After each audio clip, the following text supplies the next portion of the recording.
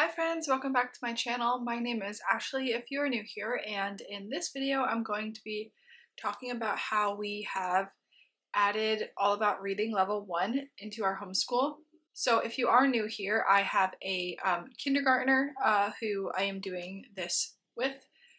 We have already been doing the Good and the Beautiful language arts and math kindergarten this year. So I figured I would just continue on with the saga of All About Reading, the Good and the Beautiful language arts, because I have two other videos about this already. I will link those below if you haven't seen my other videos and don't really know what I'm talking about. But I thought I would start off with why I decided to add this in. And honestly, I think the reason could surprise you a little bit. It's not that my son was struggling with the Good and the Beautiful. We both really love the Good and the Beautiful, and so because of that, it took a lot of thought obviously put into it. I wasn't sure if we should do it. I talked to my husband a lot about it, kind of being very clear that we definitely didn't need to do this. And so you might be watching and being like, well then why would you do it? If you don't need it, why did you do it? And basically the answer to that is because I did not grow up being homeschooled, and I don't really know many people who are homeschooled. And so I feel like I'm really learning obviously a lot about teaching and a lot about choosing homeschool curriculums and the differences in them and everything. And so you see so much on YouTube about why, you know, this family likes this curriculum the best or this family likes this curriculum the best. And sort of the reason that I wanted to do it was to kind of make sure that I'm giving my son the best foundation that I can in reading especially. So basically, if you are familiar, I'm sure if you're watching this video, then you probably have seen other YouTube videos about kindergarten or first grade, preschool level phonics programs and the pros and cons of all of them. And so one of the flacks that I feel like the Good and the Beautiful gets is that they don't teach phonics as systematically as, say, a program like All About Reading or Logic of English or even Abeka. And so my son it has taught him to read. He's doing amazingly, honestly, when it comes to reading.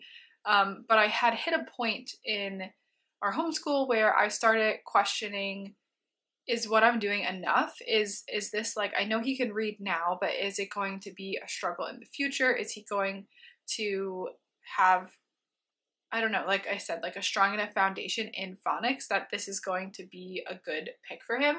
And so obviously I could have just kept going and waited to see if he hit a point where the Good and the Beautiful was no longer working or it wasn't enough. Then I could kind of backtrack and maybe switch to All About Reading or a different program or something like that. But because I am still learning like how to be the best homeschool mom teacher I can be, I wanted to invest in the program and kind of like do both and see which one we liked better and see, do I think that All About Reading, like everyone says, is a better approach to teaching phonics, because then maybe we'll switch to this one, or maybe we will do both or something next year. And so this felt like a good time to do it because I can start kind of at the beginning a little bit. I mean, obviously I'm not reteaching him letter sounds because he knows his letter sounds, but I can kind of go through it systematically to see, does he know what he needs to know? And I can kind of get an idea of if he has any learning gaps or anything like that. And that's why I picked level 1 and not level 2, because he knows almost everything in level 1, or he at least will by the time he gets to the end of the Good and the Beautiful kindergarten. They kind of overlap a lot. They kind of end up, I feel like, in the same place.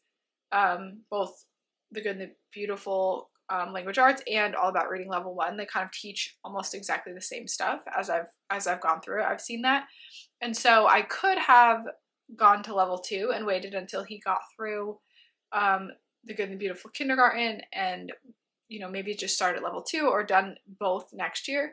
But I really wanted to make sure that there were no learning gaps that, I don't know, like I said, I wanted to just see if it was like enough. And so I also wanted to share my first thoughts of it because we have started. Okay, so I got this probably, I want to say maybe 3 weeks ago.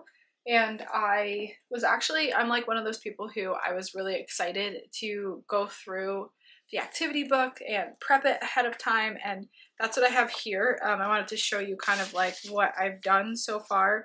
And I did like what everyone else does, and put all of the activity, all the lessons in sheet protectors.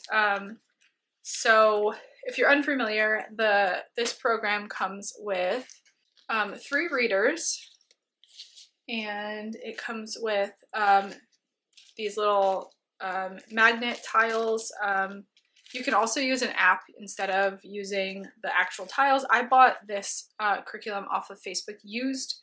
Well, technically it was in brand new condition, but I paid less for it because someone else had already owned it, and so it already came with these, which I was leaning toward buying them anyway. I haven't prepped them all yet, but you have to prep all of those. It comes with the activity book and the teacher's manual. And so I sort of understood this before I got it after watching some videos, but this entire book, I didn't know it was the entire book, gets ripped out. There is like, for each lesson, there are either these warm-up sheets where they practice reading the phrases or the words, and then there's usually an activity where you have to cut these out. And so what I didn't realize before I got it too is that you can reuse everything in this book. I thought some of it was like you had to write in it and stuff, and so just so that you know, if you're still looking into the program, you can use it with every one of your kids, and you could also sell it. If you kept it really organized like this, you could sell it already prepped. So that's really cool. They also have these word flippers that you put together. And so I made it to lesson 25 out of 53 in the past like few weeks. Last week we were hit with the stomach bug, which is why I did not upload a video last week. So I wasn't doing anything last week. So yeah, I have prepped the first 25 lessons, and my first thoughts are a little bit actually complicated. I knew there was going to be a lot of review, obviously, going into this because I really researched this program extensively, and I knew there would be a lot of just teaching like letter sounds in the beginning, and then it goes on to doing like consonant blends and teaching other sounds of other letters like E or I, or the vowels, teaching the other sounds or the second sound of S or things like that. So I knew that would be the case. And I knew it would probably be a little bit difficult to get up to speed with it because, you know, it probably wouldn't be overly exciting for my son or I to be teaching like through the letter sounds again, like S, T, A. He knows all of those very well. But both he and I are both the type of person who also like doesn't really want to like skip ahead. And so we're learning kind of how to add it in right now up until we hit the point where he actually is learning new things. And so we're not doing full lessons in the beginning. I am very briefly going through the letter sounds, and then I'll have him just practice the stories. So we'll do kind of like 2 lessons in one sitting, where that's obviously extremely fast for this curriculum. It's usually like you maybe make it through 2 or 3 lessons a week. And so we're not doing it every day either. I am keeping up with our Good and Beautiful curriculum as well. I don't have a super good rhythm for it yet, especially because I haven't, like I said, hit the point where he's learning new things yet. But things I'm considering to do both is either not doing the booster cards or only doing the booster cards maybe a couple times a week, and then doing maybe 10 minutes of All About Reading rather than 20 like they recommend, and then doing the Good and the Beautiful Language Arts book, like their workbook rather than the booster cards, like a few times a week, and then sometimes maybe just doing only the Good and the Beautiful, or sometimes doing only All About Reading. I'll have to keep you guys updated on when we find an actual rhythm of what will be working for us. But for now, it's been a rough go because, like I said, we had the stomach bug, and then before that, I can't remember what happened, but something else kind of threw us off, and we haven't been in our regular routine, super regular routine for a little bit, so it's been challenging. But some other first thoughts that I had on the curriculum is also that while I don't regret buying it, I realized that I feel like The Good and the Beautiful gets a much worse rap for teaching phonics than I feel like they should. For example, I want to show you guys a few examples of what I mean. As I've been prepping this curriculum and then starting to go through it slowly with my son, I've just realized that The Good and the Beautiful does a lot of the things that All About Reading does, and I'm not sure if that's because they redid their program and maybe some people have been comparing this program to their old program or what, but I want to get something to show you guys. Okay, so as I have been researching this curriculum and hearing what other people have to say about, like, I've been watching a lot of videos of All About Reading versus The Good and the Beautiful, and I feel like I said, a lot of people say that The Good and the Beautiful is not thorough enough, it doesn't have enough like hands-on and that sort of thing. And as I was prepping all of these activities, I realized that we had done a lot of things that is in All About Reading. I will definitely admit it's nowhere near as much as All About Reading has, and I'm assuming that that is obviously the complaint. But All About Reading, I mean, The Good and the Beautiful has flippers as well, just like I showed you in All About Reading. And then this is kind of like, there's like a Feed the Monster game that I feel like is really popular with All About Reading. And we just did this with The Good and the Beautiful this week. There were all these little cards that we would laid face down. There are fish on the back. You laid them with the words up.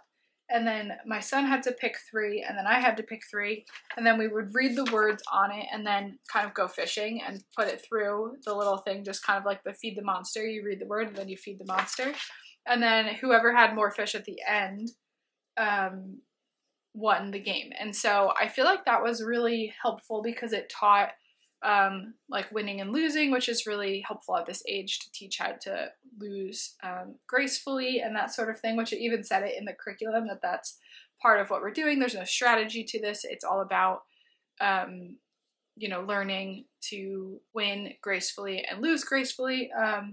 And so I will say there is one thing for sure that The Good and the Beautiful lacks, and that is flashcards. And so I am considering, I have an Etsy shop that I have currently. I'm just selling a few busy books, which I want to add to, but I'm considering adding flashcards on there, like cute flashcards where people who use The Good and the Beautiful could purchase to supplement their curriculum, because I feel like that's kind of the main thing that The Good and the Beautiful lacks is the flashcards. Because I forgot to mention, this is something that came with the curriculum, but I put it in this little box that I got off Amazon. You can buy a box from All About Reading, but there's different ones in here. Like there's just phonogram cards where it has just the letters, and then you teach them what they say, and then they have to, you know, tell them back to you as you show them. And then there are word cards, and so you have a review section for each and then a mastered section. And I do really appreciate this, and like I said, I might make some for The Good and the Beautiful because I feel like that could be really helpful. But The Good and the Beautiful also did do like games where like I had to hang these on the wall, and then my son had to read them and then find them, the rhyming words. And so all that to say, I just kind of wanted to throw it out there. If you are kind of trying to decide between The Good and the Beautiful or All About Reading, and you're seeing all of these reviews saying that The Good and the Beautiful doesn't teach phonics thorough enough, or they don't have enough hands-on activities, I will say that that's not completely true. It's definitely not as much as All About Reading, and I'm not trying to like knock anyone who thinks that All About Reading is better, because of course it will work better for some kids than others. But when I got it and I realized that The Good and the Beautiful did do a lot of this stuff, I was questioning myself a little bit, like, should I have even bought this? Like, maybe I should just sell it. Maybe I shouldn't have bought it. But I don't regret it. Like I said, I do feel like I can go back and I really want to compare the two a lot and see which one works best, and just see if there's any gaps or anything like that. And I'll probably do videos on that. Like, I want to do something very specific on like how The Good and the Beautiful teaches the sound SH versus All About Reading, and then do like a few of those in a video just to like show you guys like a really thorough comparison between the two, because I find this part just really interesting, and so I don't regret it because I'm liking going through both and just learning how different curriculums work and that sort of thing.